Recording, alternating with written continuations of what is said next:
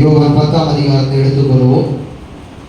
யோவான் 10ஆம் அதிகாரம் 27, 28, 29 வசனங்களை வாசிக்கலாம். என் ஆடுகள் என் சத்தத்திற்கு செவி கொடுக்கிறது, நான் அவைகளை அறிந்திருக்கிறேன், அவைகள் எனக்கு பின் செல்கிறது என்று இயேசு கிறிஸ்து சொல்லுகிறார். நான் அவைகளுக்கு நித்திய ஜீவனை கொடுக்கிறேன், அவைகள் ஒரு காலம் கெட்டு போவது இல்லை, ஒருவனும் அவைகளை என் கையிலிருந்து பறித்துக் கொள்வதும் இல்லை. போதும், அடுத்த வசனத்தை பின்பு வாசிக்கிறோம். கவனிக்கிறோம். கர்த்தர் சொல்றாரு, என் ஆடுகளின் சத்தத்துக்கு செவி கொடுக்கிறது. செவி கொடுக்கிற ஆடுகளுக்கு கர்த்தர் நித்திய ஜீவனை கொடுக்கிறார். கைகளை தட்டி ஆண்டவர் தனக்கு செவி கொடுக்கிற ஆடுகளுக்கு சுகத்தை கொடுக்கிறார், விடுதலை கொடுக்கிறார். தன்னுடைய வார்த்தை ஏற்று நடக்கிற ஆடுகளுக்கு கர்த்தர் நித்திய ஜீவனை கொடுக்கிறார். அல்லேலூயா, அல்லேலூயா. ஆண்டவர் என்னத்தை கொடுத்தாரா? என்னத்தை கொடுக்கிறாரா? நித்திய ஜீவனை கொடுக்கிறார். அடுத்ததான் கர்த்தர் சொல்றாரு, அவைகள் ஒரு காலமும் கெட்டு போவது. அல்லேலூயா. ரோமர் 8ஆம் அதிகாரத்துல ஒரு வசனத்தை பார்த்துட்டு நம்ம வரலாம். 32வது வசனத்தை வாசிக்கலாம். ரோமர் 8:32. என் ஆடுகளின் சத்தத்துக்கு செவி கொடுக்கிறது, தம்முடைய சொந்த குமாரன் என்று பாராமல் நம் எல்லாருக்காகவும் அவரை ஒப்பு கொடுத்தவர் அவரோடு கூட மற்ற எல்லாவற்றையும் நமக்கு அருளாதிருப்பது. அப்படின்னா என்ன அர்த்தம்? இயேசுவை நமக்காய் கொடுத்த தேவன் இயேசுவையே கொடுத்துட்டார். அவர்கிட்ட இருந்த மிக உயர்ந்தது, சிறந்தது, முக்கியமானது, இப்படி சொல்லக்கூடிய எல்லாவற்றுக்கும் பொருத்தமானவர் இயேசு கிறிஸ்து. அவரையே நமக்காய் கொடுத்த தேவன் மற்ற எல்லாவற்றையும் நமக்கு அருளாதிருப்பது. இயேசு சொல்லுகிறார், அது பிதா சொல்றாரு, மற்ற எல்லாவற்றையும் நான் கொடுக்காம இருக்க மாட்டேன், எல்லாவற்றையும் கொடுப்பேன். அதனால முதலாவது தேவனுடைய ராஜ்யத்தையும் நீதியையும் தேடுங்கள், அப்போது இவைகள் உங்களுக்கு கூட கொடுக்கப்படும் என்று சொல்லுகிறார். ஆனா இயேசு கிறிஸ்து சொல்லும்போது சொல்றாரு, அவர் என்ன சொல்றாருன்னா, நீங்க என் ஆடுகள் என் சத்தத்துக்கு செவி கொடுக்கிறது, செவி கொடுக்கிற ஆடுகளுக்கு நித்திய ஜீவனை கொடுக்கிறேன். அல்லேலூயா. யாரெல்லாம் ஆண்டவருடைய வார்த்தைக்கு செவி கொடுக்கிறாங்களோ உங்க பேரை கர்த்தர் பரலோக ஜீவ புத்தகத்தில் எழுதி வைத்திருக்கிறார். கைகளை தட்டி ஆண்டவர், நீங்க பூமிக்குரிய வாழ்க்கைக்காக கர்த்தரை தேடாமல் மகிமையான வாழ்க்கைக்காக கர்த்தரை தேடுகிறபடினாலே, அந்த ஆடு அவருடைய சத்தத்துக்கு செவி கொடுக்கிறபடினாலே அவர் அவைகளுக்கு நித்திய ஜீவனை கொடுக்கிறார். இப்ப சொல்றேன், அவர் சத்தத்துக்கு செவி கொடுக்கிற உங்களுக்கு அந்த பிராமிஸ் ஆன வேர்டு. அவர் சொல்றாரு, அவைகள் கெட்டு போவது ஒருவனும், அதை பாருங்க, அவைகள் கெட்டு போவதும் இல்லை. யாரு? அவர் சத்தத்துக்கு செவி கொடுக்கிற ஆடுகள், அவர் சத்தத்துக்கு செவி கொடுக்கிற ஆடுகள், அவர் சத்தத்துக்கு செவி கொடுக்கிற ஆடுகள். சொல்லுங்க, அவர் சத்தத்துக்கு செவி கொடுக்கிற ஆடுகள். ஆண்டவருடைய வார்த்தை என்ன சொல்லுகிறதோ அதற்கு செவி சாய்த்து நடக்கிற எந்த ஒரு ஆடும் ஆத்மாவும் நபரும் கெட்டு போவது இல்லை. பக்கத்துல பார்த்து சொல்லு, ஆண்டவருக்கு செவி கொடுக்கிற நீ கெட்டு போவது இல்லை. உன் அக்கறைக்கெல்லாம் ரொம்ப நன்றி, அன்புக்கெல்லாம் ரொம்ப நன்றி, உங்க கேரிக்கெல்லாம் ரொம்ப நன்றி. நான் ஆண்டவர் கையில் இருக்கிறேன், அவர் கையில் இருக்கிறபடினால நான் கெட்டு போக மாட்டேன், என்னை யாரையும் கெடுக்கவும் முடியாது. சில பேர் நம்ம நினைக்கிறதில்ல, ஏதோ ஆயிடுமோ, கெட்டு போயிட்டு அப்படி ஆயிடும் இப்படி ஆயிடும். என் ஆண்டவர் சொல்றாரு, நான் ஆண்டவர் கையில் இருக்கிறேன். அவர் சொல்றாரு, என் கையில் இருக்கிற நீ கெட்டு போவது கிடையவே. அல்லேலூயா. நீங்க கெட்டு போறீங்கன்னா ஆண்டவர் கையில இல்லைன்னு அர்த்தம். அல்லேலூயா. நான் ஆண்டவர் கையில இருந்தேன். இப்ப எதெல்லாம் கெட்டு போயிட்டு சொல்லுங்க பார்க்கலாம். நைட்டு சமைச்ச சாம்பார் நாளைக்கு காலையில நல்லா இல்லை, கெட்டு போகுது. கெட்டு போதா? சொல்லுங்க, கெட்டு போகுது. அல்லேலூயா. சாப்பாடு கெட்டு போகுது. உணவுப் பொருட்கள் ஒரு நாளைக்கு மேல தாங்க மாட்டேங்குது. அடுத்து ஒரு 2 நாள் ஃப்ரிட்ஜில் வச்சா ஒரு வாரம் 2 நாள் தாங்குது. அல்லேலூயா. ஒரு வாரமோ 2 வாரமோ, சில பேர் 10 நாளாலும் குழம்பெல்லாம் உள்ள வச்சு எடுத்து சூடு பண்ணி சாப்பிட்டு உள்ள வச்சு சாப்பிடுறாங்க. என்ன பழக்கமா நமக்கு தெரியல. அல்லேலூயா. நம்ம எப்பதான் சாப்பாடு அதிக நாள் வைக்க ஆரம்பித்தோமோ மனிதனுடைய ஆயுஷ் நாட்கள் குறைந்து விட்டது. உண்மைதான். சாப்பாடு அதிக நாட்கள் வச்சு சாப்பிட ஆரம்பிச்சோம், மனுஷனுடைய ஆயுஷ் நாட்கள் குறைய ஆரம்பித்து விட்டது. அந்த நாட்களை பார்த்தீங்கன்னா தினமும் சமைச்சு தினமும் சாப்பிட்டான், தினமும் காய்கறி போய் கடையில வாங்கிட்டு வந்து தினமும் எல்லாமே தினமும் நடக்கும். அன்றன்றைக்கான ஆகாரத்தை அன்றன்றைக்கு ஆண்டவர் கொடுத்தது போல வசனத்துக்கு எவெல்லாம் செவி கொடுத்தானோ அவங்க எல்லாம் 100 வயசு 90 வயசு 80 வயசு 90 வயசு தாத்தா கம்பீரமா நடப்பார், சுகர் இல்லாம. ஒரே வாரத்தில் வாங்கி அந்த ஸ்டோரேஜ் பண்ணி ஃப்ரிட்ஜை நிரப்பி பார்த்துக்கணும். நமக்கு அவன் ஆயுஷ நாட்கள் நீங்க தான் குறைச்சிக்கிறீங்க. நிறைய பேர் சொல்லலாம் ஃப்ரிட்ஜில் என்னது சவ பெட்டி அப்படிங்கிறான். கர்த்தருக்கு ஸ்தோத்திரம். அல்லேலூயா. கர்த்தருக்கு பாருங்க, அன்றன்றைக்கு சமைச்சு அன்னைக்கு சாப்பிட்டாலும் ஆயுஷ் நாட்கள் பூரணமா இருந்துச்சு, ஆரோக்கியமா இருந்துச்சு. கீழே விழுந்தா கூட எலும்பு முறியது கிடையாது, பெரிய பிராக்சர்லாம் கிடையாது, பெரிய பிரச்சனைலாம் வராது. சுகரே 70 வயசுக்கு மேல 60 வயசுக்கு மேலதான் சுகர் தலையை தூக்கும். உழைப்பு குறைஞ்சது, உணவு ஸ்டோரேஜ் பண்ணி இன்னைக்கு செஞ்ச உணவு 15 நாள் 20 நாள் வச்சு ஃப்ரிட்ஜில் வச்சு சாப்பிட ஆரம்பிச்சோம். ஆயுஷ் நாட்கள் குறைய ஆரம்பிச்சிச்சு. உடம்புல இம்யூனிட்டி பவர் குறைஞ்சு போனதுனால எல்லா எப்படி வருது? நான் உணவு பழக்கத்துக்குள்ள போயிட்ட பிரசங்கத்துக்கு அதுக்கு டைமாயிரும். கர்த்தருக்கு ஸ்தோத்திரம். கவனிங்க, என் ஆடுகளின் சத்தத்துக்கு செவி கொடுக்கிறது, நான் அவர்களுக்கு நித்திய ஜீவனை கொடுக்கிறேன், அவைகள் என் கையில் இருக்கிறபடினால ஒரு காலமும் கெட்டு போவதில்லை. இன்னைக்கு நல்லா இருக்கிறேன், நாளைக்கு நான் கெட்டு போயிடுவேன் அப்படி அர்த்தம் இல்லை. ஒரு காலம் நான் கெட்டு போக மாட்டேன். பக்கத்துல பார்த்து சொல்லு, நீ ஒரு காலமும் கெட்டு போவதில்லை. நீ ஆண்டவர் கையில் இருக்கிறபடினால நான் கெட்டு போவதில்லை, நீ கெட்டு போவதில்லை. உன்னை ஆண்டவர் கையில் வைத்துக் கொள்ள ஜாக்கிரதையா இரு. அல்லேலூயா. ஆண்டவர் எப்படி கையில வச்சுப்பா? நான் நினைக்கிறேன் என் கையில ஒரு கீச்சன் இருக்குல்ல, இப்போ இந்த கீச்சனை நான் அப்படி மூடிட்டேன். என்ன பண்ணிட்டேன்? என் கையில் இருக்குது. இப்போ இதுக்கு மேல தண்ணி ஏதாவது தூசு தும்பு அல்லது வேற ஏதாவது காற்று சேதப்படுத்துற எந்த பொருள் வந்தாலும் யார் மேல அடிப்படும்? யார் மேல முதலாவது போடும்? இந்த கை மேலதான் போடும். இந்த கைக்குள்ள இருக்கிற இந்த கீச்செயின் ஏதாவது ஆகுமா? அது ஒரு சேதம் இல்லாம பாதுகாப்பா இருக்கிறது. நானும் அப்படிதான் என் தேவனுடைய கையில் இருக்கிறேன், அதனால் நான் கெட்டு போவதில்லை. கைகளை தட்டி ஆடுவேன். நல்லா கைகளை தட்டி விசுவாசம் பண்ண, நல்ல கையை தட்டி உன் சத்தம் காதல கேட்கணும். சொல்றேன் கையை தட்டாலும் சரி. அல்லேலூயா. ஏசாயா 49வது அதிகாரத்துல 16வது வசனம் சொல்லுகிறது, இதோ உன்னை என் உள்ள கையில் வழங்கி வைத்திருக்கிறேன். எங்க இருக்கிறதா? அதனாலதான் இந்த கீச்சனை என் கையில வச்சு காமிச்சேன். நீ எங்க இருக்கிறமா? அவளோட எங்க இருக்கிற? எங்க இருக்கிறீங்க? எங்க இருக்கிறீங்க? உங்க பிள்ளைங்க எங்க இருக்குது? கல்யாணம் ஆனவங்களுக்கு சொல்லுங்க, பிள்ளைங்க யார் கையில இருக்கிறாங்க? உள்ள கையில் இருக்கிறாங்க. அல்லேலூயா. நீ எங்க இருக்கிற? சொல்லுங்க, நீங்க எங்க இருக்கிறீங்கம்மா? உள்ள கையில இருக்கு. உங்க வாழ்க்கை எங்க இருக்குது? எங்க இருக்குது உங்க வாழ்க்கை? ஹலோ, சரி பார்த்து பேசுங்கம்மா. உங்க வாழ்க்கை யார் கையில் எங்க இருக்குது? நீ உள்ள கையில் இருந்துட்டு வாழ்க்கை வேற கையில கொடுத்து சொல்லுறியா? அல்லேலூயா. நீ உள்ள கையில் இருந்தா அவன் வாழ்க்கையும் அவன் கையில தான் இருக்கு. அல்லேலூயா. என்ன அவங்க கெடுத்துருவாங்க, இவங்க பண்ணிட்டாங்க, என்ன அவங்க கெடுத்து விட்டா அப்படின்னு சொல்லக்கூடாது. அவன் ஒருவேளை அதெல்லாம் முன்னாடி இப்ப வந்து நடக்க அவன் சொல்ல பக்கத்துல பார்த்து அதெல்லாம் முன்னாடி உண்மைதான். நான் ஒரு கைக்குள்ள வர்றதுக்கு முன்னாடி நடந்த சம்பவம் அது. அதெல்லாம் பிஃபோர் கிரைஸ்ட் மாதிரி. இப்ப ஆஃப்டர் கிரைஸ்டுக்குள்ள இருக்கிறேன், ரட்சிக்கப்பட்டு ஆண்டவர் கையில் இருக்கிறேன். என்னை யாரும் கெடுக்க முடியாது, யாராலையும் வாழ்க்கை கெட்டு போவாது. நான் கெட்டு போறதுக்கு என்ன நேர்த்து வச்சு சாப்பாடா? அல்லேலூயா. அல்லேலூயா. தேவ பிள்ளைய நம்ம ஆண்டு சொல்றது ஒரு காலமும் கெட்டு போவது. 1 பேதுரு 5ஆம் அதிகாரம் 6ஆம் வசனம் சொல்லுகிறது. வாசிக்க வேகமா வாசிக்கணும். வாசமா மட்டும்தான் வாசிக்கிறாங்க. அதான் கஷ்டமா இருக்கு. பல நேரம் அவங்களுக்கு சொல்ற தயவு செய்து பைபிள் வாசிக்காதமான்னு சொல்லியிருக்கிறேன். ஏன்னா நீங்க வாசிக்கிறதுக்காக மறுபடியும் அவங்க தான் வாசிக்கிறாங்க. கர்த்தாவே ரட்சியமாவே ஆகையால் ஏற்ற காலத்தில் தேவன் உங்களை உயர்த்தபடிக்கு பாருங்களேன், உள்ள கையில் வளைந்தவர் தன் கையில வைத்திருக்கிறவருடைய வார்த்தை சொல்லுகிறது, அவர் கையில அடங்கியிரு. அல்லேலூயா. அந்த கையை விட்டு ஜம்பாய் வெளியே போயிடாத. பக்கத்துல பார்த்து சொல்லுங்க, அந்த கையை விட்டு வெளியே போயிடாத, அந்த கைக்குள்ளவே அடங்கியிரு.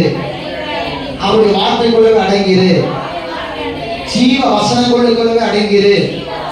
சபையில அடங்கியிரு. ஊழியக்காரர் சொல்ற வார்த்தைக்கு அடங்கியிரு. தேவனுடைய கருத்தில் அடங்கி இருந்தா நீ கெட்டு போவதும் இல்லை. ஏற்ற காலத்தில் தேவன் உன்னை உயர்த்துவான். ஒரு காலம் வருகிற வரைக்கும் நீ அவசரப்படாம பொறுமை அங்கேயே. அல்லேலூயா. மீன் இருக்குல்ல, புடிச்சவன் என்ன பண்ணுவோம்? தண்ணிக்குள்ள மீனை புடிச்சா கையில் வச்சிருக்க முடியுமா? ஜம்பாய் ஓடிடும். அடுத்த செகண்ட் அது என்ன பண்ணும்? நம்ம தண்ணி ஃப்ரீடமா தண்ணியில இருந்துச்சுல, இப்ப திம்மமான நம்ம கை கூட திக்கான பொருளை நம்ம கைக்குள்ள நின்னோம்னா அதுக்கு ஃபீல் பண்ணும். அதோட செதில்கள் அதை உணர வைக்கும். அது என்ன பண்ணும், நம்ம தேவையில்லாத இடத்துல இருக்கிறோம் சொல்லி ஜம்பா என்ன பண்ணாது, ஜம்பாய் தண்ணிக்குள்ள போகப்பா. அல்லேலூயா. சம்டைம் நமக்கு நெருக்கங்கள் வரும்போது, காலங்கள் சூழ்நிலைகள் நமக்கு எதிராக மாறும்போது நம்ம கடவுள் கையை விட்டு வெளியே போயிடும். அப்படி போனா நீ கெட்டு போயிடுது. பக்கத்துல பார்த்து சொல்லு, கடவுள் கையை விட்டு வெளியே போனா நீ கெட்டு போயிடுது. எரிகோவுல இருந்து எருசலேம்ல இருந்து எரிகோவுக்கு போனாலும் கெட்டு போயிடுது.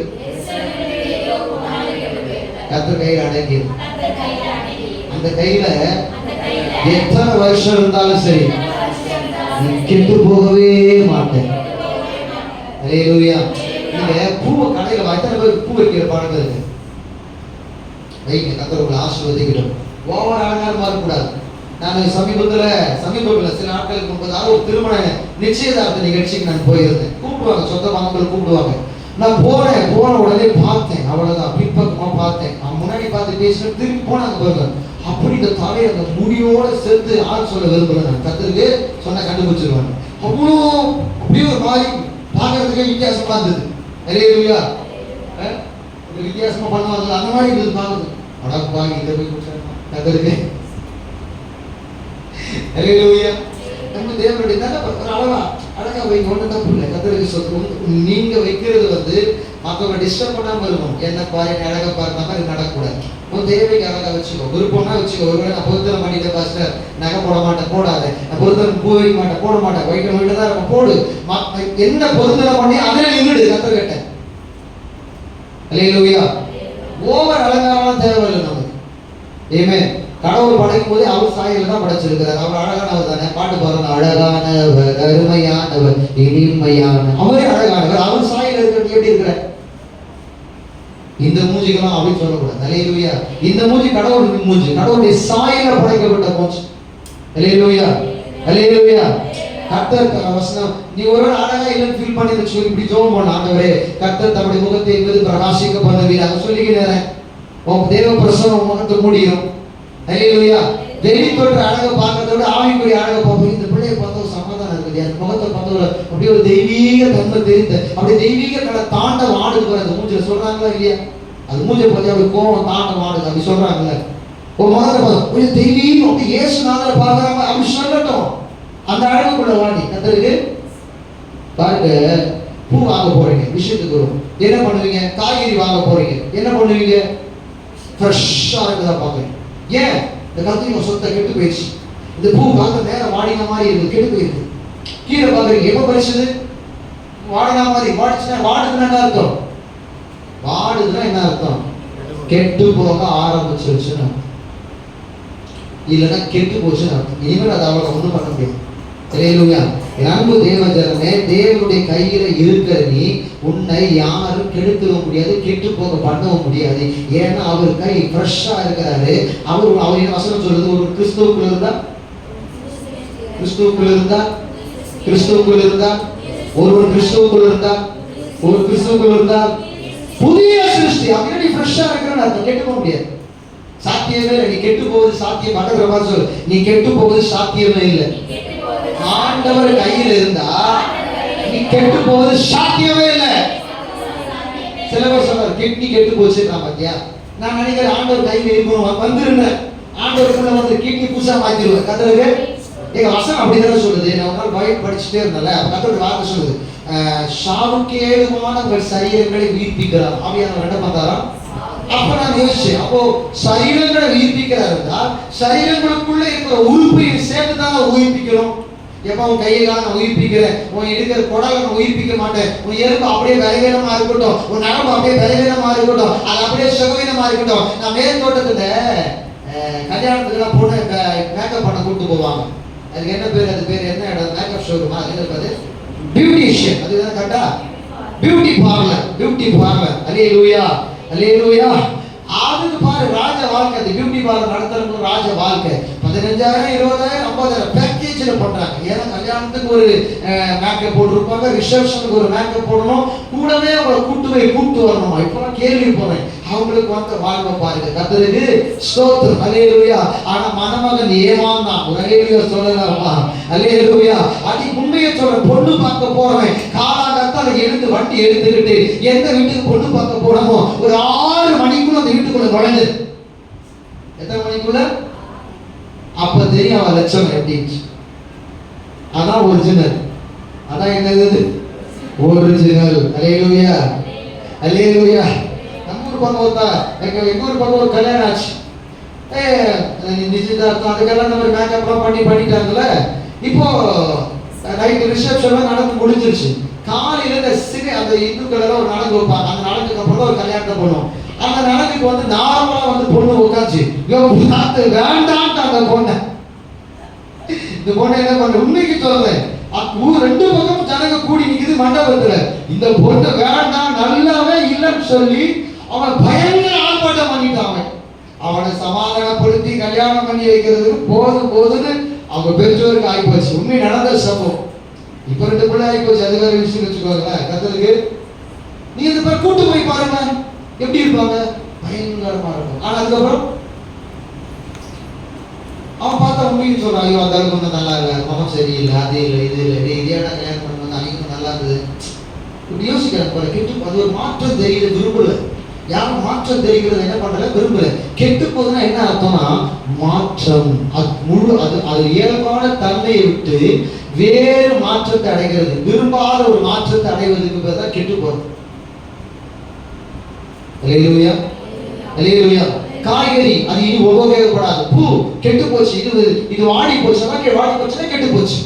நான் சொல்றாரு, நீ அவர் கையில் இருக்கிற, நீ கெட்டு போவதே இல்லை. அல்லேலூயா. நீ அவர் கையில் இருக்கிறபடியா கெட்டு போவதே இல்லை. நல்லா புரிஞ்சுக்கோ. விசுவாசம் தேவப்படி நம்பு. நான் ஆண்டவர் கையில் இருக்கிறேன், நான் கெட்டு போவதே இல்லை. அல்லேலூயா. ஒரு வசனத்தை வாசிக்கலாம். மத்தேயு 19ஆம் அதிகாரம் 18ஆம் அதிகாரம் 11ஆவது வசனம் வாசிக்கலாம். மத்தேயு.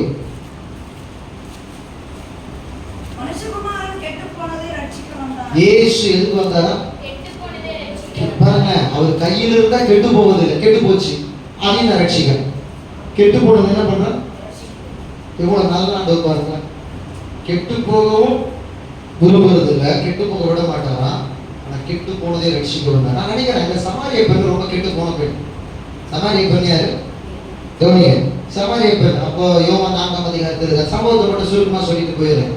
அவள் கெட்டு போனவள். எப்படி கெட்டு போனவங்க அப்படின்னா, அவளை குறித்து வேற அழகா சொல்கிறது. அவள் என்ன பண்றாங்கன்னா, யாரும் தண்ணி எடுக்க வராத நேரம் பார்த்து தண்ணி எடுத்துவாங்க. தண்ணி எதுக்கு எடுக்க வரா? இவ ஜனங்க வந்து அவளால் நடமாட முடியாது. ஏன்னா வாழ்ற வாழ்க்கை அவ்வளோ மோசமான வாழ்க்கை, கெட்டு போன வாழ்க்கை, யாரும் விரும்பாத ஒரு வாழ்க்கை, மற்றவங்களை சேர்த்து கொள்ளாத அப்படி ஒரு வாழ்க்கையை வாழ்ந்துட்டு இருக்காரு. இப்ப தண்ணி எடுக்கிறதுக்காக யாக்கோபின் கிணறு, அந்த நிலத்துல இருந்த கிணத்துல வரான். இப்ப தண்ணி எடுக்க வரும்போது இயேசு கிறிஸ்து வந்துட்டார். இப்ப இயேசு கிறிஸ்து வந்த உடனே தாகத்துக்கு தான் கேட்கிறார். அண்ணாமா சொல்றாங்க, நீர் யூதனா இருக்க. நீ யார்? நீங்க யாருங்க? யூதனா இருக்க சமாரியராகிய புறஜாதியாராகிய என்னிடத்தில் வந்து நீங்க தாகத்துக்கு தான் கேட்கலாமா? ஒரு கேள்வி எழுப்புறான். தண்ணி கொடுக்கல, கேள்வி எழுப்புறான். கவனிங்களேன். இப்ப நீங்க நானும் யாருங்க? நீங்கள் நான் யாரு? யூதரை தவிர மற்ற எல்லாரும் புறஜாதிகள். நம்மளாம் யாரு? பக்கத்துல பார்த்து சொல்லிய புறஜாதியன். நீ சொன்னதே புறஜாதியே. என்ன வாயு? நம்ம உண்மைதானமா? யூதரை தவிர மற்ற எல்லாமே யாரு? புறஜாதிகள். அல்லேலூயா, புறஜாதிகள். அல்லேலூயா. இந்த உலகத்திலே ஹை காஸ்ட் கம்யூனிட்டி சொல்லக்கூடிய யாருன்னா யூதர்கள் தான். ரொம்ப ஹை பீப்புள் அவங்க. அதுல இருந்து கொஞ்சம் பேர் விலகி வந்தவங்க இன்றைக்கு இருக்கிறவங்க. இதெல்லாம் வீடியோல போட முடியாது. கிராமீணர்கள். கர்த்தருக்கு ஸ்தோத்திரம். அல்லேலூயா. அவங்க அது பக்கத்துல பார்த்து சொல்லி புறஜாதியே. பக்கத்துல பார்த்து புறஜாதிகளே. நம்ம எல்லாம் கெட்டு போனவங்க.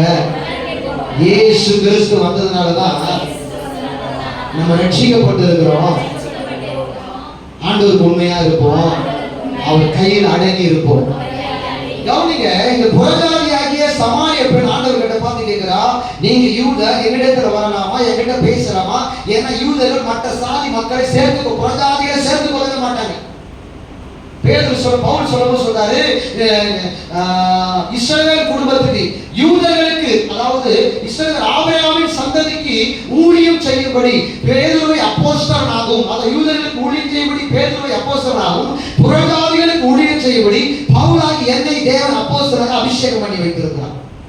புறஜாதிகளின் அப்போஸ்தலர் யாரு? அப்போஸ்தலன் பவுல்.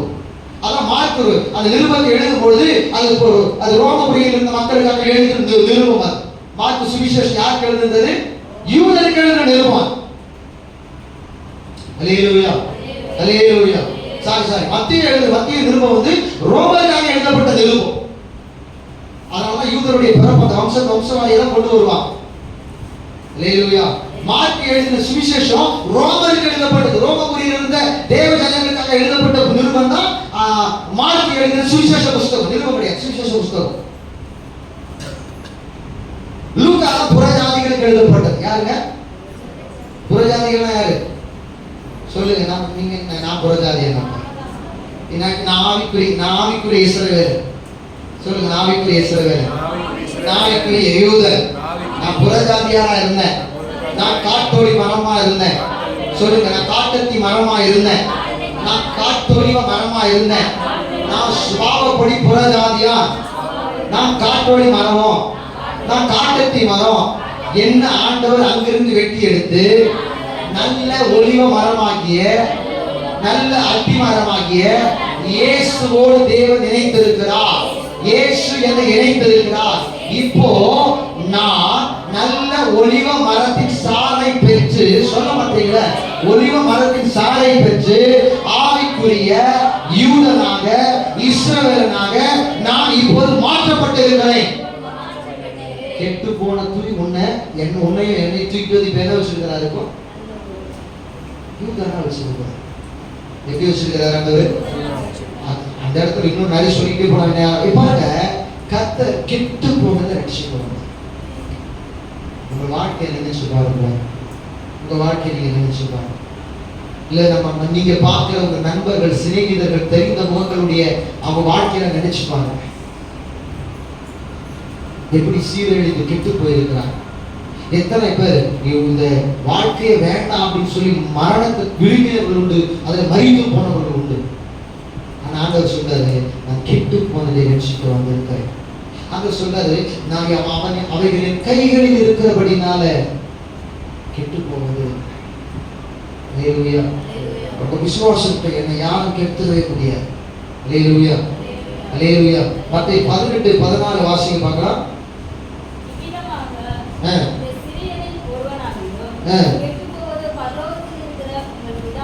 ஆண்டவர் சொல்றாரு, நான் கெட்டு போறதை நான் விரும்பவே இல்லை. நீ கெட்டு போறதை நான் விரும்பவே இல்லை. அதனாலதான் உன்னை அவர் கையில வச்சுக்கிறாரு.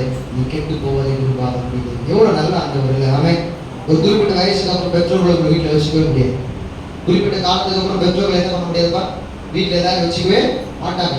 பையனா தான் சொல்லுவாங்க, டேய் என்ன நீ பண்ணிட்டு இருக்கிற? ஒழுங்கா வேலைக்கு போய் சம்பாதிக்கிற வழியே பாரு. பொண்ணா இருந்தா என்ன பண்ணுவாங்க? ஏதாவது பார்த்து தள்ளி விடு. இல்லையா? நம்ம கடமை தீர்த்துட்டு வெளியே வந்துடும் அப்படின்னு பெற்றோர்கள் நினைப்பாங்க. அப்போ பெற்றோர்கள் குறிப்பிட்ட காலங்களுக்கு அப்புறம் சொல்ல முடியாது. உங்களை பெற்றோர்கள் குறிப்பிட்ட காலங்களுக்கு அப்புறம் பார்த்துக் கொள்ள முடியாது. அவர்களை பொறுப்பேற்க விரும்பவில்லை. ஆனா கர்த்தர் சொல்லுகிறார், சீரியரில் ஒருவரும் கெட்டு போவது என்னுடைய சித்தம் அல்ல.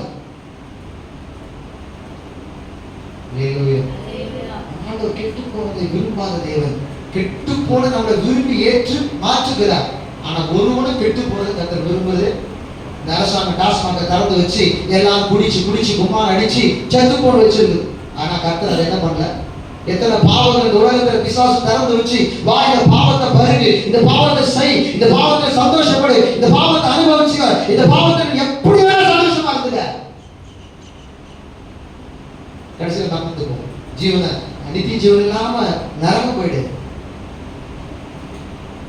நல்ல கவனிங்க, தேவன் ஒருவனையும் கெட்டு போவதை விரும்புவதே. பேதுருல சொல்லும்போது சொல்றார், கர்த்தருடைய வார்த்தை சொல்லுகிறது. அவர் என்ன சொல்றாருன்னா, 2 பேதுருல வாசிக்க வேண்டாம், தாமதிக்கிறார் என்று சிலர் எண்ணுகிறபடி ஒருவர் கெட்டு போக கூடாதுன்றதுக்காக கர்த்தர் வெயிட் பண்றாங்க. சீக்கிரம் வரக்கூடாது. ஏன் வரக்கூடாதுன்னா, இன்னும் கொஞ்சம் பேர் ரட்சிக்கப்படுறது, இன்னும் கொஞ்சம் பேர் பணம் திருப்பி, இன்னும் கொஞ்சம் பேர் பரலோகத்துக்கு வருது, இன்னும் கொஞ்சம் பேர் பரலோகத்துக்கு வருதுன்னு சொல்லி கர்த்தர் தாமதிக்கிறோம்.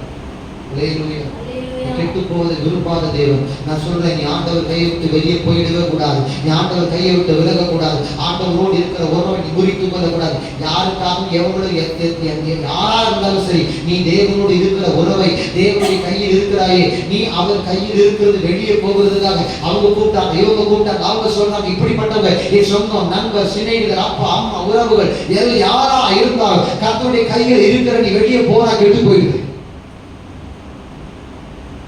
யாருக்காக நீ ஆண்டவர் விட்டு கொடுக்கவே கூடாது. அல்லேலூயா. ஆண்டவருக்காக நீ யாரை வேணா விட்டு கொடுக்க. உன் ஆண்டவருடைய அன்புக்காக, உன் ஆண்டவருக்காக நீ யாரை வேணா விட்டு கொடுமா, தப்பு கிடையாது. ஆனா ஆண்டவருக்காக நீ யாரையும் விட்டு கொடுத்துறாரு. பக்கத்துல பார்த்து சொல்லு, ஆண்டவருக்காக யாரை வேணா விட்டு கொடு. ஆண்டவர் வேணும்ன்றதுக்காக யாரை வேணா விட்டுரு. மற்றவங்களுக்காக ஆண்டவர் விட்டுறாரு. அதை விட பரிதாபமான நிலை ஒன்றுமே இல்லை. அல்லேலூயா. பாருங்க, தேவனுடைய வார்த்தை சொல்லுகிறது, அவைகள் என் கைகளில் இருக்கிறதுனாலே அவைகள் கெட்டு போவதில்லை. நான் கெட்டு போகாம இருக்கும் ஒரு வழி இருக்குதுன்னா கர்த்தர் கையில் இருக்கும். என் லைஃபோட எல்லா டிசிஷன் அவர் தான் எடுக்கும். என் லைஃபோட எல்லா காரியத்தையும் அவருடைய விருப்பத்தை நான் விட்டு கொடுக்கணும். நான் மாற்றவே கூடாது. அவர் எனக்கு வச்சிருக்கிற பிளானை நான் சேஞ்ச் பண்ண கேட்கவே கூடாது. அல்லேலூயா. கையில் இருக்குதுன்னா என்ன தெரியுமா, நமக்கு சுய விருப்பம் ஒண்ணுமே இல்லாத இருக்குதான். சுய விருப்பம் நமக்கு ஒண்ணு இருக்குவே, ஆண்டவருக்கு சித்தம் ஆகக்கூடாது. உங்க சித்தம் என்னவோ அது அப்படியே வாய்ப்பில் நடக்கணும். ஆண்டவரே, சில பேருக்கு சில நபர்களை பார்க்கிறேன், அவங்களுடைய ஜபங்களே தங்களுடைய விருப்பத்தை தேவ சித்தமாய் மாற்ற செய்யும். சில பேர் சொல்லுவோம், ஆண்டவரே எப்படியாவது இந்த காரியத்தை வாய்க்க பண்ணுங்க, அப்படி உங்க சித்தமான வாய்க்க பண்ணுங்க. அல்லேலூயா. தேவ ஜனமே, கெட்டு இப்போ நீங்க ஒருவேளை ஆண்டவரே இப்போ என் லைஃப்ல வந்து இந்த பகுதி வாழ்க்கையில குறிப்பிட்ட இந்த பகுதி கெட்டு போயிருக்குது, இந்த காரியங்கள் இப்படி கெட்டு போன நிலையில இருக்கிறேன். ஓகே, இப்போ நீ அந்த பகுதி ஆண்டவர் விட்டு கொடுக்காம இருக்கலாம். அந்த பகுதியில் ஆண்டவர் கிரியை செய்ய அனுமதிப்படாமல் இருந்திருக்கலாம். இப்போ ஆண்டவருக்கு ஃப்ரீடமா விட்டு கொடு. அந்த அம்மா சொல்லிச்சு, ஆண்டவரே நீர் யூதனா இருக்கிறீர், நான் புறஜாதியான இருக்கிறேன், சமாரியாரா இருக்கிறேன். அந்த அம்மா ஆண்டவர் விட்டு கொடுத்து ஆண்டவர் சொல்றாரு, உன்னிடத்தில் பேசுகிறவர் யார் என்று நீ அறிந்திருந்தாயானால் அவரிடத்தில் நீ ஜீவ தண்ணீரை கேட்டிருப்பாய், அவரிடத்தில் நீ கேட்டிருப்பாய், அவர் உனக்கு ஜீவ தண்ணீரை தந்திருப்பார். அந்த அம்மா கேட்குது, ஆண்டவரே நான் திரும்ப ஒன்று கூட வராமல் இருக்கும்படி எனக்கு அந்த தண்ணீரை தர வேண்டும், நீ போய் உன் புருஷனை கூப்பிட்டு வா. அல்லேலூயா. அல்லேலூயா. பாருங்க, அது வாழ்க்கையை மாற்றி விட்டா அது வாழ்க்கை மாறிச்சு. சமாரியா பட்டணமே அது மூலம் வாழ்க்கை எல்லாருடைய வாழ்க்கை மாறிச்சு. கைகளை தட்டி நீ ஆண்டவர் கை கூட வந்தா உன் வாழ்க்கை மாறும். உனக்கு வந்து தனியார் கத்தர் மாற்றும். அல்லேலூயா. நான் யாருக்குமே யூஸ் இல்லாம கூட இருக்கிறோம். யாருக்கும் யூஸ் இல்லாம இருந்த எங்க நீயா இருக்கிற வரைக்கும் மற்றவங்க கையில இருக்கிறோம். யாரும் யூஸ் இல்லாத நபர் தான். ஆண்டவர் கையில வந்தா ஒரு ராத்திரி முழுவதும் மீன் பிடிச்சாங்க பேதுரு. எத்தனை வருஷம் எக்ஸ்பீரியன்ஸ் இருக்கும் அவனுக்கு மீன் பிடிச்ச சொன்னது. ஆனா அவனுக்கு என்ன கிடைக்கல. இப்ப ஆண்டவர் கைக்குள்ள வந்து அவர் சொல்றாரு, மீனையும் பிடிச்சிட்டான். கத்தர் சொல்றாரு, வா நீங்க ஒரு மனுஷன் பிடிக்கிறோம்னா முதல் பிரசங்கம் 3000, ரெண்டாவது பிரசங்கம் 5000 மாத்தினாரா இல்லையா? நீ யாருக்கு நம்புற நம்ம லைஃப் கெட்டு போன லைஃபா கூட எடுத்துட்டு போட்டோம். எவ்வளவு பாதிக்கு என்ன காரியமாங்க கத்தர்கிட்ட வந்து அவர் கைக்குள்ள வந்துருங்க. ஏமே கொஞ்சம் கஷ்டமா தான் அங்கே உட்கார்றதுக்கு நம்ம அந்த சூழ்நிலை தாக்கு பிடிக்கணும். நம்ம அந்த சூழ்நிலை என்ன பண்ணணுமோ தாக்கு பிடிக்கணும். நமக்கு கடினமா இருக்கும். அந்த சூழ்நிலை தாக்கு பிடிச்சு நின்னாதான் கர்த்தர் கொண்டு போய் வைக்கிற அந்த உயரத்தை நம்மளால உட்கார முடியும். கைகளை தட்டி ஆண்டவர்.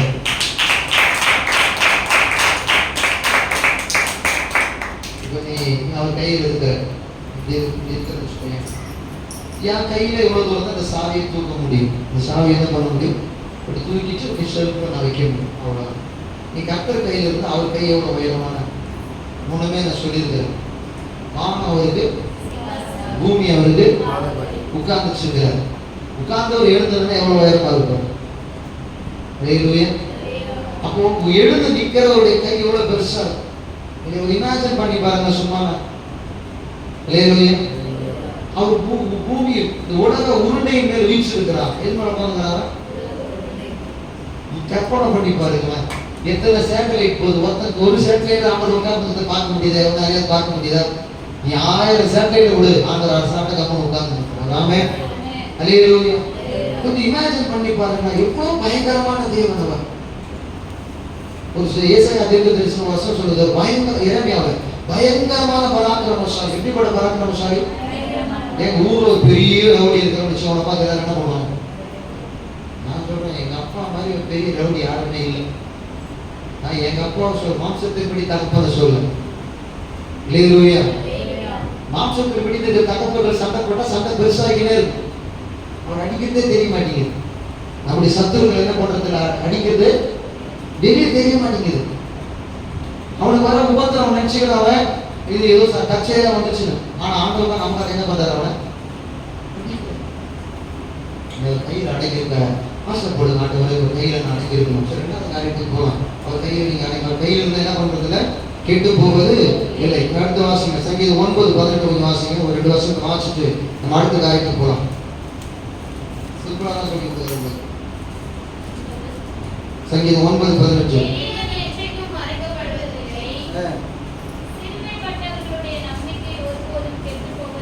ஹல்லேலூயா. பாருங்களேன், ஆண்டவர் சொல்றாரு சிறுமைப்பட்டவனுடைய நம்பிக்கை கெட்டு போவது. அவன் ஆண்டவர் நம்பிக்கை இருக்கிறபடி அவன் நம்பிக்கை கெட்டு போவான். அவன் கையில இருக்கு, அவர் கையில இருக்கணும் கெட்டு போக மாட்டான். அவருடைய கையில இருக்கிறவனுடைய நம்பிக்கை கெட்டு போறான். ஹல்லேலூயா. அவர் கையில் இருக்கிற எவனும் கெட்டு போவதில்லை. அவர் மேல நம்பிக்கையா இருக்கிறவருடைய நம்பிக்கை என்ன பண்ண போவதில்லை, கெட்டு போவது கிடையாது. நீங்க மார்க்கெட்டுக்கு பின்னாடி குப்பை போடுற இடம் இருக்கும். அங்கெல்லாம் பார்த்தீங்கன்னா கெட்டு போனதான் என்ன பண்ணி வச்சிருப்பாங்க. கெட்டு போனதான் என்ன பண்ணும், நான் ரீசெண்டாக சொல்லக்கூடாது, ஸ்மெல்லு வரும் அப்படின்னு. என்னது, நான் கெட்டு போனதை வீட்டுக்குள்ள வச்சுக்க மாட்டாங்க. கெட்டு போனதை என்ன பண்ண மாட்டாங்க, வீட்டுக்குள்ள. உங்க தானே ஏன் திடீர்னு பிரிச்சு தரும் போது வீட்டில் ஆள் இருந்துட்டாங்கன்னா போச்சு, டேய் நான் தெரியுது வெளியக்கூடாது இயல்பா சொல்லிட்டு போய்கிட்டே இருப்பாங்க. ஆனால் அந்த அம்மா என்ன பண்ணுவோம், 2 நாள் உள்ள தாக்கு பிடிக்க வச்சுக்கலாம், சூடு பண்ணி வச்சுக்கலாம். நான் சொல்றேன், அதுக்குள்ள வைக்கிற பொருள் அது உள்ள வச்சு பயன்படுத்துறதை குறைச்சிக்கிட்டீங்கன்னா நம்ம ஆயுஷ் நாட்கள் நல்லா நிறைய விஷயங்கள் இதுவும் ஒண்ணு. ஹல்லேலூயா. நல்லா கவனிங்க, கர்த்தர் சொல்றாரு சிறுமைப்பட்டவனுடைய நம்பிக்கை கெட்டு போவதில்லை. ஏன் தெரியுமா, வாழ்க்கையில பலரால் அடிபட்டு, பலரால் விதிக்கப்பட்டு, பலரால் அவமானப்படுத்தப்பட்டு, பலரால நம்பிக்கையற்ற நிலையில் துரத்தி அடிக்கப்பட்டவனுக்கு கடைசி நம்பிக்கையா இருக்க ஆண்டவரிடத்துல வந்து, ஆண்டவரே நீங்க தான் எனக்கு எல்லாம் செய்யணும், கடைசியா உண்மைதான் நான் நம்பி வந்திருக்கிறேன்னு சொல்லி அந்த நம்பிக்கையை கொண்டு வந்து ஆண்டவர் மீது வைத்து ஒருவன் காத்திருக்கிறாரே, சிறுமைப்பட்டவனுடைய நம்பிக்கை, அந்த நம்பிக்கை கெட்டு போகாமல் கர்த்தர் பாதுகாத்து அந்த நம்பிக்கையை வாய்க்க பண்ணி அவனுக்கு என்ன செய்ய வேண்டும் அதை செய்து அந்த நம்பிக்கை அவனுக்கு பெருக செய்து அதிலே அவன் மனமகிழ்ச்சி அறிந்தபடி அவன் கண்ணீரை துடைத்து அவன் காயங்களை ஆற்றி எத்தனை பேர் அவனை துரத்தி எறிந்தாலும் தூக்கி எறிந்தாலும் தேவன் ஒருவரை அவன் நம்பிக்கையை வாய்க்க பண்ணி அதை அங்கீகரித்து எல்லாருமே கண்களுக்கு முன்பதாக அவன் அவமானப்படுத்த எல்லா மனுஷனுக்கு முன்பதாக அவர் அவனை வேதனைப்படுத்துவார். ஒருவரும் அவனுடைய நம்பிக்கை கெட்டு போவார். ஆமென். நான் அவர் கையில் இருப்பேன். ஆமென். நான் எங்க இருக்கிறேன், கையில். ஹல்லேலூயா. நான் அவர் கையில் இருக்கு. சொல்லுங்க, நான் அவர் கையில் இருக்கிறேன். நான் அவர் கையில தான் இருக்கிறேன். நான் அவர் கையில தான் இருக்கிறேன். நான் அவர் கையில் இருக்கிறேன். நான் கெட்டு போவதில்லை. பாதிக்கப்பட்ட நான் கெட்டு போவதில்லை. அவமானம் அடைந்த நான் கெட்டு போவதில்லை. என் நம்பிக்கையும் கெட்டு போவதில்லை. விசுவாசமா சொல்லலாம். ஆமென். ஹல்லேலூயா. விசுவாசித்து ஆகையால் பேசுகிறேன்னு சொல்லி வேதவசனம் சொல்லுங்க. ஆமென். நான் கெட்டு போவதில்லை. ஆமென். ஹல்லேலூயா. நான் கெட்டு போவது இல்லவே. ஹல்லேலூயா. நான் கெட்டு போகவே மாட்டேன். யாரும் கெடுத்துட முடியாது. ஹல்லேலூயா. உங்க லைஃப்ல நான் சொல்றேன், வசனங்களை உள்ளடக்கி வசனங்களை உள்ள எடுத்து ஜெபிக்கணும். தேவஜனமே, தேவன் உயிர்ப்பிக்க வல்லவராய், தேவன் உயிர்ப்பிக்க வல்லவராய் வேணா வைத்தியர். ஹல்லேலூயா.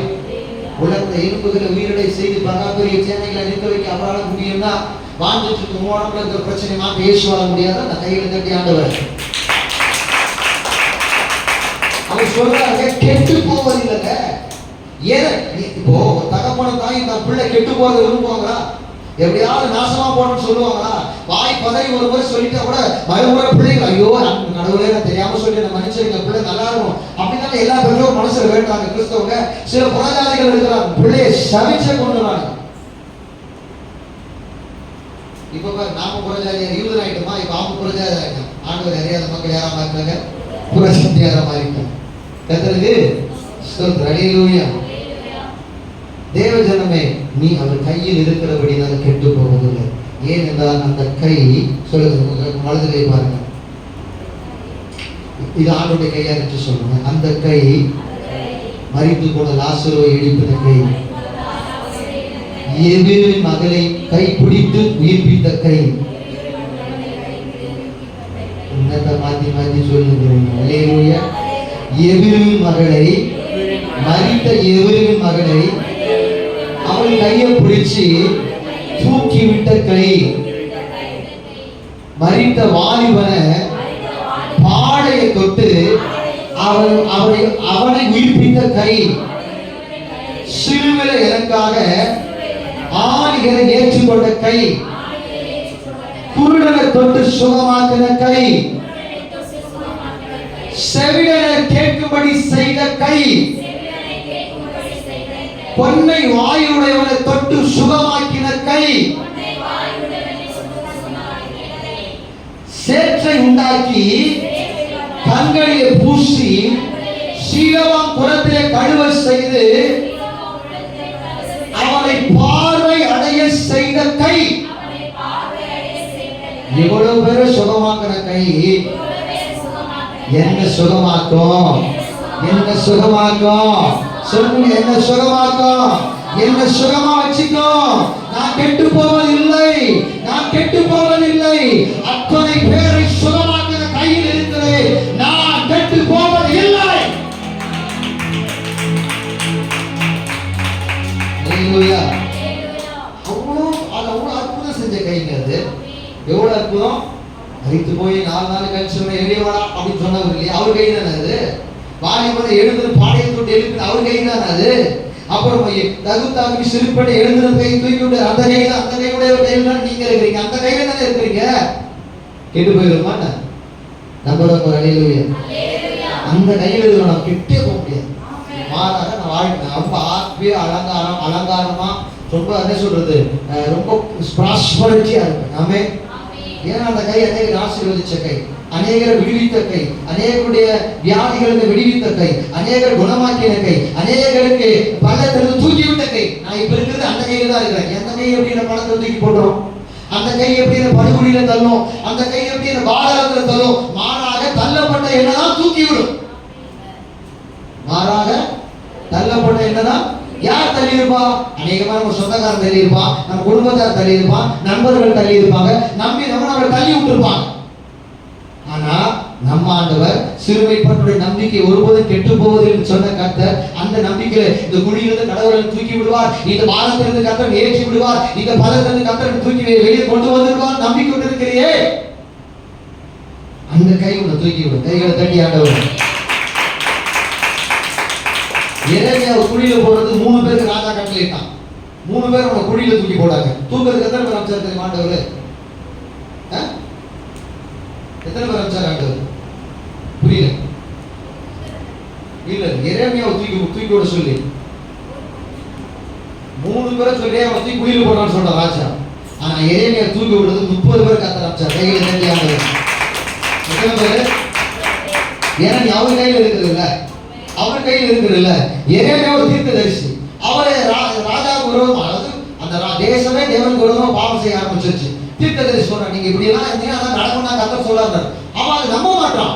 நான் நல்லா இருக்கேன். மத்த கள்ள தீர்க்கதரிசின்னு சொல்றாங்க, அவனுக்கு ராஜாவுக்கு ஏற்ற மாதிரியே நல்லது நடக்குன்னு சொல்றாங்க. எரேமியா ஒருத்தர் தான் கர்த்தருடைய தீர்க்கதரிசி. அவர் சொன்ன வார்த்தையின்படி நடக்கும் போது அவன் என்ன பண்ணிட்டான் தெரியுமா? இவன் தூக்கி குழியில போறான் அப்படின்ட்டு. அப்புறம் அவன் சொல்றான், எரேமியா தூக்கி விடுறான். ஒரு 30 பேர் கூட்டு போய் தூக்கி விடுறான். அரண்மனையில் எல்லாம் பழைய புடவைலாம் எடுத்து போய் பின்னி கட்டி எரேமியா உள்ள விட்டு தண்ணீர் இல்லாத வெறுக்குடியில போட்டாங்க. ஹalleluya. போகும்போது ஸ்மூதா இறங்கி இருப்பாரா? எத்தனை நேரத்தில் இடி குடியில விழுந்து எழுந்து இருப்பாரு. 30 பேர் அனுப்பிச்சு தூக்கி வர கையை அந்த தண்ணியெல்லாம் தூக்கி குடியில போட்டாங்க. அந்த கை சொல்லுங்க, சொந்த பந்தத்தின் கையெல்லாம் என்ன தூக்கி குடியில தான் போடணும்.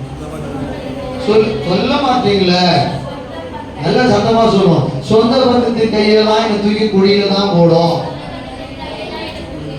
என்னை சொந்தமாக்கி கொண்ட ஒரு கை தான் என்னை தூக்கி மேல வைக்கும். ஹalleluya. அந்த கையை விட்டு நான் இறங்க மாட்டேன், அந்த கையை விட்டு வெளியே வர மாட்டேன். யாருக்காகவும் எதற்காகவும் அந்த கையை விட்டு நான் வெளியே வரவே மாட்டேன். ஏன்னா அது அநேகர் சுகமாக்கின கை, அது அநேகர் வாழ வச்ச கை. அந்த கை என்னை சுகமாக்கி வாழ வைக்கும். கைகளை தட்டி ஆண்டவர். இவ்வளவு நல்ல ஆண்டவர். இந்த கையை நினைச்சு பார்த்தா ரொம்ப ஆச்சரியமா இருக்கு. ஆமே. இந்த கையில ஒரு பக்கம் நிறைய வசனங்களை எழுதி வச்சிருக்கிற கர்த்தருக்கு ஸ்தோத்திரம். ஆனா நம்ம ஆண்டவருடைய கையில் இருக்கிறபடினால நம்ம கெட்டு போவதே கிடையாது. என்ன பண்ண முடியாது. ஆமென். என் லைஃப் ஸ்பாயில் ஆவதே கிடையாது. ஸ்பாயில் தானே, கெட்டு போகிறதுக்கு மீனிங் கரெக்டாக ஸ்பாயில் ஆயிடுச்சு. என்ன ஆயிடுச்சு?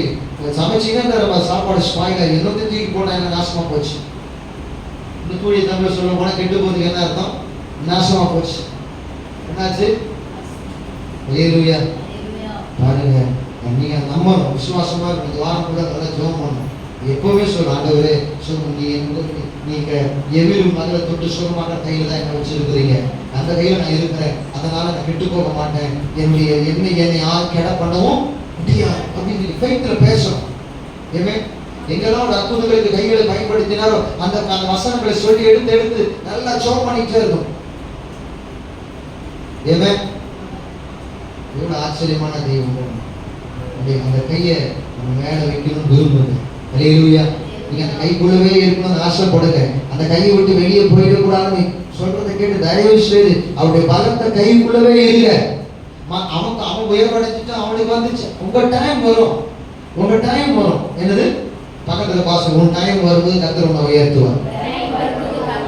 உனக்கான கால நேரம் வரும்போது கர்த்தர் உன்னை உயர்த்துவார். உனக்கான சமயம் வரும்போது கர்த்தர் உயர்த்துவார். அது வரைக்கும் கொஞ்சம் பொறுமையா அவர் கையில. ஹல்லேலூயா. சில நேரத்தில் சொல்லுவாங்க, கொஞ்சம் பொறுமையா ரெடி, சொல்றதுக்கு ரெடி, சொல்றாங்களே இல்ல, பெரியவங்க சொல்லுவாங்க, சொல்றதுக்கு இருப்போம், கோவப்படாதப்பா, பொறுமையா இருந்தா. இந்த பையன் கையிலே அடங்க மாட்டான். இந்த பையன் என்ன பண்றதுல அப்படின்னா அர்த்தம், சொல்ற பேச்சு கேட்கலன்னு அர்த்தம். நீங்க பிரசனத்துக்கு மாறாக வாழ்க்கை வாழ்ந்துட்டு இருக்கீங்க, வசனத்துக்கு மாறாக ஒரு வாழ்க்கை வாழ்றீங்கன்னா நீங்க ஆண்டவர் கையில இல்லைன்னு அர்த்தம். ஹல்லேலூயா. நீங்க கையில தான் இருக்கணும். ஆமென். அடுத்த பகுதிக்கு போக முடியாது, நேரம் ஆகி போச்சு. கர்த்தருக்கு ஸ்தோத்திரம். அவர் கையிலே நாம் அடங்கி இருப்போமா? ஆமென். அவர் கையிலே. அந்த வசனத்தை நான் சொல்லி முடிச்சிருக்கேன், எடுத்து வாசிங்க. 10ஆம் அதிகாரத்தில் 29வது வசனம்.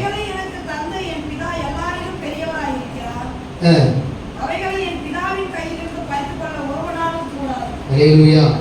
28ஆம் வசனம் அதான் சொல்றாரு, 29 சொல்றாரு, ஒருவனும் அவைகளை கையில் இருந்து பறித்துக் கொள்வதும் இல்லை அப்படின்ட்டு. அவைகளை எனக்கு தந்த என் பிதா எல்லோரும் பெரியவராய் இருக்கிறார். அவைகளை பிதாவின் கையிலிருந்து பறித்துக் கொள்ள ஒருவனாலும். இப்ப நீங்க யார் எத்தனை பேர் கையில் இருக்கிறீங்க சொல்லும் போதுதான்? இயேசு கிறிஸ்துவோட கையில இருக்கிறீங்க, பிதாவின் கையிலையும் இருக்கு. சின்ன சிம்பிளா சொல்ற மாதிரி அடிக்கலாம். சாமி 2 கையில நல்லா மூடுற. இயேசு கிறிஸ்து மூடிட்டாரா? பிதாவும் மூடிக்கிறார். ஹல்லேலூயா. கையை தட்ட மாட்டீங்களான்னு. இப்ப எத்தனை அடிக்கு பாதுகாப்பு இருக்கிறீங்க? எத்தனை அடிக்கு பாதுகாப்பு இருக்கிறீங்க?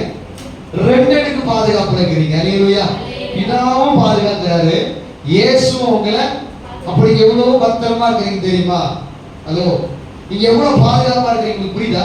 ஹல்லேலூயா. பாருங்க, யோசிச்சு பார்த்தேன். அப்போ எப்படி ஆண்டவர் வச்சிருப்பாரு? பிதாவின் கையில இருக்கிறேன், என் கையில இருக்குது, நான் பத்திரமா பிடிச்சு என் கையில. இப்போ நாடு கை 3 2வது இந்த கையை வச்சு முடிச்சு. ஹல்லேலூயா. பிதாவின் கையில இருக்கிறேன், இயேசுவோட கையில் இருக்கிறேன்னா பிதாவின் கையில் இருக்கிறேன். இப்ப அவங்க சொல்றாங்க, என் கையிலிருந்து பறித்துக் கொள்ள ஒருவனால முடியாது. ஒருவேளை அப்படின்னு சொல்லல, பறிக்க முடியாதுன்னு சொன்னவர் அடுத்ததாக சொல்றாரு, பிதாவின் கையில் இருந்தும் அவைகளை பறிக்க முடியாது. நீங்க உங்க குடும்பத்தை யார் கையில் விட்டு போறீங்க?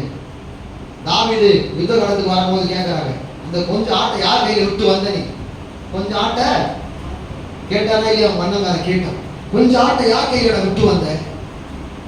ஏன் ஆடு காவாண்டு போயிடும், மிருகங்கள் வந்து செல்லப்பட்டு போயிடும், நீ ஆட்டுக்கு காவலா இருக்க வேண்டியது தானே. ஒரு கை எவ்வளவு பாதுகாப்பு பாருங்களேன். ஹல்லேலூயா. ஒரு மனைவி கடன் கட்ட கேட்டாங்களா, ஏன் நீங்க ஃப்ரீடம் விட மாட்டீங்க, ரொம்ப இறுக்கி நடத்துறீங்க அப்படின்னு சொல்லி அந்த மனைவி கணவன் பார்த்து கேட்டாங்க.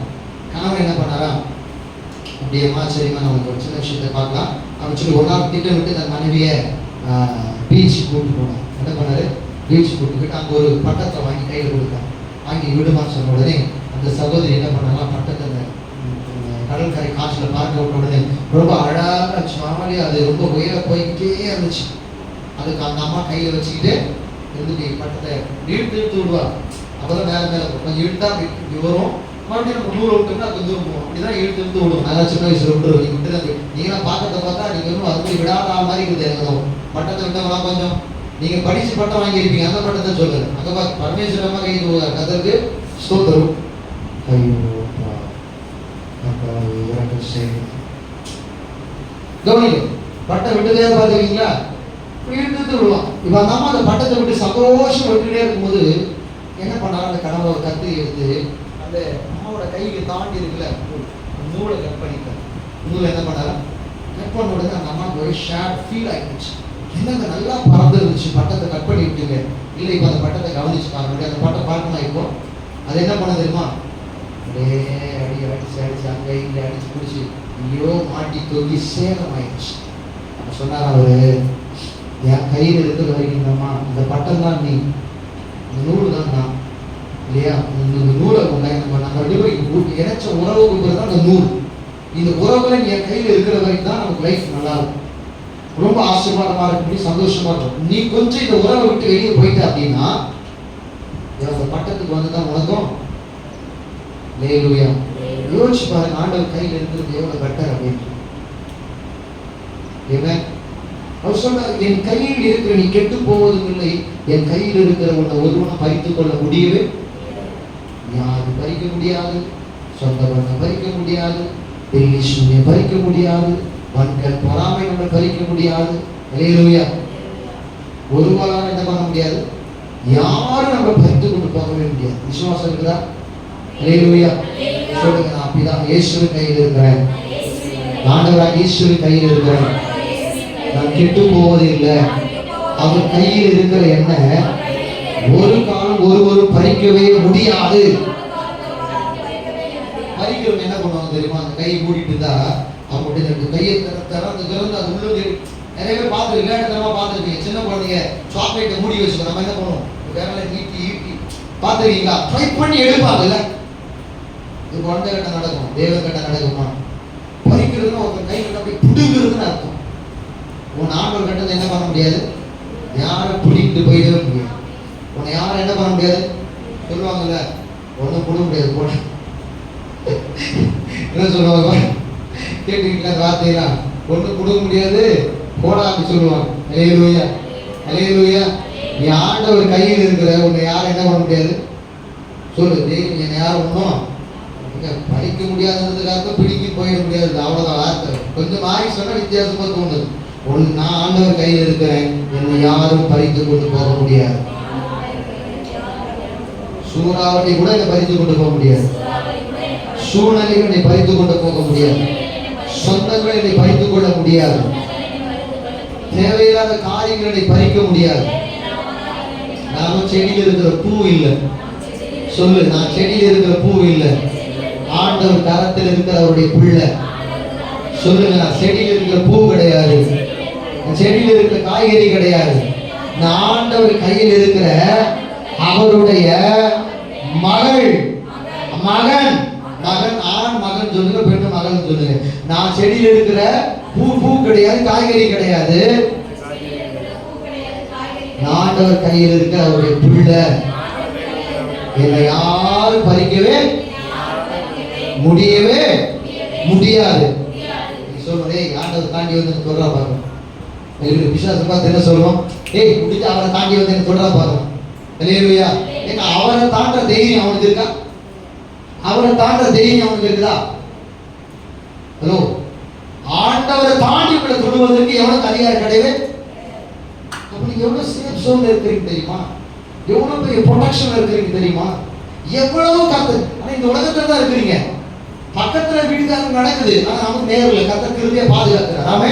அப்போனா நீ எவ்வளவு பெரிய மகிமையான வாழ்க்கையை வாழ்ந்து கொண்டிருக்கிறது தெரியுமா? அல்லேலூயா. சொல்லு, கர்த்தர் கண்களை திறப்பாராக. இதெல்லாம் உனக்கு விளங்கட்டும், இதெல்லாம் புரியணும், உனக்கு விளங்கட்டும், புரியட்டும். கர்த்தர் கண்களை திறப்பாரா. நீங்க வசனத்தை உணர முடியல வச்சுக்கோங்க, கண்ணுக்குள்ள இருக்கிறது அர்த்தம். ஆமென். அல்லேலூயா. யோசிச்சு பாருங்க, ஆண்டவர் கைக்குள்ள இருக்கு, இயேசு தன்னுடைய கையை ஒன்று வைத்துக் கொண்டிருக்கிறார். பிதாவும் கையில் நீ இருக்கிற அப்படி நினைக்கிறேன். இப்ப நாங்க எப்படி சொன்னோம், ரெண்டு பேர் கையிலையும் மூடி மறைக்கப்பட்டிருக்கிற இப்ப இந்த 2 கைகளை தாண்டி ஒருத்தன் வந்து உன்னை தொட்டு சேதப்படுத்த முடியுமா? அதான் சொல்ற, பகலிலே வெயிலாகியும் இரவிலே நிலவாகியும் உன்னை அல்லேலூயா. பக்கத்துல பார்த்து சொல்லு, நீ சேதப்படுவதில்லை, நீ சிருஷ்டிகளின் கையில் இருக்கிற, அதனால யாரும் உன்ன எதுவும் உன்ன எந்த வழியிலையும் சேதப்படுத்தவே முடியாது. அல்லேலூயா. அந்த நல்லவர். ஆமென். சுருக்கமா சொல்லிட்டேன், முடிச்சிடலாம். அதனால இந்த ஆண்டவர் கையில் இருக்குங்கிறத தயவு சொல்லி ஒரு நாள் மறந்துடாதீங்க. சில காரியங்கள் இருக்கிறது, நீங்க அவர் கையில் இருந்து, அதாவது விசுவாசியாக தான் கெட்டு போயிடுவீங்க. என்ன சொல்றது, வசனத்தை நீங்க நம்பாம இருந்தா நிச்சயமா கெட்டு போயிடுவீங்க. தீர்க்க தரிசனம் இல்லாத இடத்துல ஜனங்கள் கெட்டு போயிடுவாங்க. அதனால பின்வாங்கிலாம் கெட்டு போயிடுவீங்க. கத்தரை விட்டு நீங்க பின்வாங்கி என்ன பண்ணுவீங்க? கெட்டு போயிடும். அது ஒரு வசனம் மட்டும் வாசிக்கலாமா? எபேசியர் 10:39.